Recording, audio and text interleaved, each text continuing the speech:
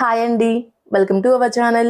ఈరోజు రెసిపీ వచ్చేసి ఆలు పరోటాని ఎలా తయారు చేసుకోవాలో చూపిస్తాను. ఇలా చేసుకుంటే పరోటా అయితే సాఫ్ట్గా పల్చగా చాలా టేస్టీగా ఉంటుంది.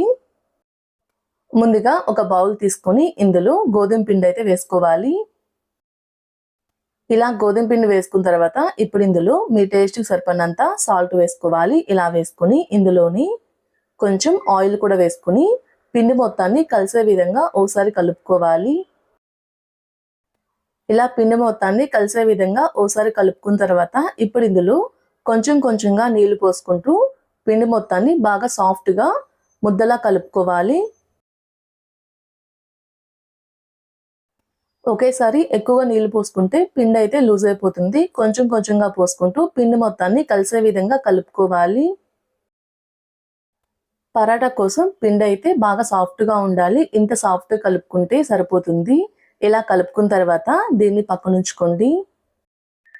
పరాటా లోపల స్టఫింగ్ కోసం ముందుగా స్టవ్ మీద ఒక ప్యాన్ పెట్టుకొని ఇందులో 2 టేబుల్ స్పూన్ ఆయిల్ని హీట్ చేసుకోవాలి. ఆయిల్ హీట్ అయిన తర్వాత 1 టేబుల్ స్పూన్ జీలకర్ర వేసుకొని జీలకర్రని 1 నిమిషం పాటు ఫ్రై చేసుకోవాలి. ఇలా జీలకర్ర ఫ్రై అయిన తర్వాత ఇప్పుడు ఇందులో కట్ చేసుకున్న ఉల్లిపాయ ముక్కలు, పచ్చిమిర్చి, కొన్ని కరివేపాకు రెబ్బలను కూడా కట్ చేసుకొని వేసుకుంటున్నాను. ఇలా వేసుకొని మొత్తాన్ని కలిసే విధంగా కలుపుతూ ఉల్లిపాయ ముక్కలు లైట్గా కలర్ మారేంత వరకు ఫ్రై చేసుకోవాలి. ఇలా ఉల్లిపాయ ముక్కలు లైట్గా కలర్ మారిన తర్వాత ఇప్పుడు ఇందులో ఒక 1/2 టేబుల్ స్పూన్ అల్లం వెల్లుల్లి పేస్ట్ వేసుకొని పచ్చివాసన పోయేంత వరకు ఫ్రై చేసుకోవాలి.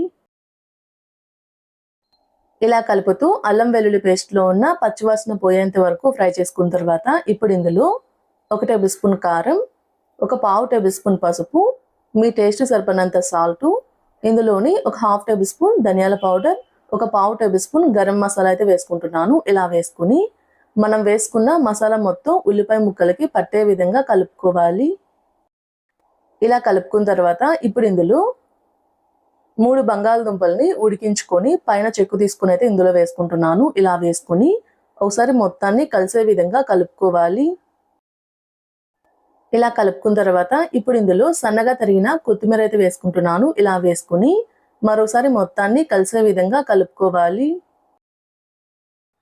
ఇలా కలిసే విధంగా కలుపుకున్న తర్వాత ఇప్పుడు పొటాటో మ్యాషర్ తీసుకుని ఇలా మెత్తగా మ్యాష్ చేసుకోవాలి మొత్తాన్ని. ఇలా బాగా మెత్తగా మ్యాష్ చేసుకున్న తర్వాత స్టవ్ ఆఫ్ చేసి, ఇది బాగా వేడిగా ఉంటుంది కాబట్టి ఇప్పుడు గెంటెతోటి ఇలా పల్చగా స్ప్రెడ్ చేసుకుంటే త్వరగా ఆరిపోతుంది.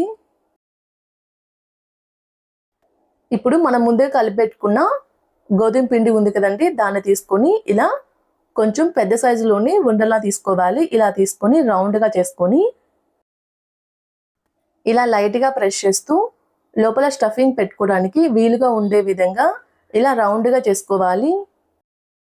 ఇలా చేసుకున్న తర్వాత మనం ముందుగా రెడీ చేసుకొని పెట్టుకున్న స్టఫింగ్ ఉంది కదండి, అది పూర్తిగా చల్లారిన తర్వాత ఇలా చిన్న చిన్న బాల్స్లో చేసుకోవాలి. ఇలా చేసుకొని మనం ముందుగా చపాతీ పిండిని ఇలా రౌండ్గా చేసుకొని పెట్టుకున్నాం కదండి, దాని లోపలైతే ఈ స్టఫింగ్ని పెట్టుకోవాలి. ఇలా పెట్టుకొని స్టఫింగ్ని అయితే లోపలికి ప్రెస్ చేస్తూ దీని అయితే క్లోజ్ చేసుకోవాలి.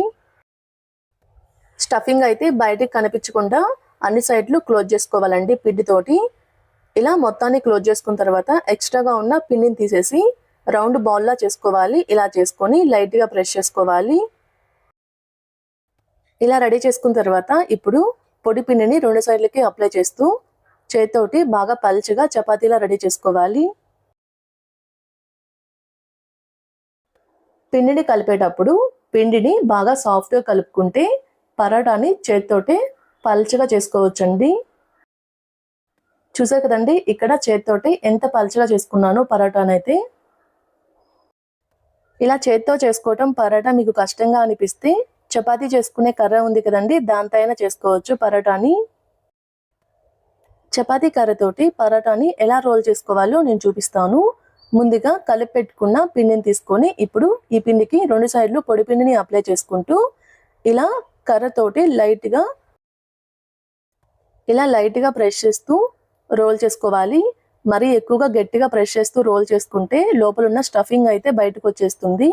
ఇలా లైట్గా ప్రెస్ చేస్తూ మధ్య మధ్యలో పొడి పిండిని అప్లై చేసుకుంటూ రోల్ చేసుకోవాలండి. మనం పిండిని ఎంత సాఫ్ట్గా కలుపుకుంటామో దాన్ని బట్టి పరాటా అయితే బాగా పల్చగా రోల్ అవుతుంది.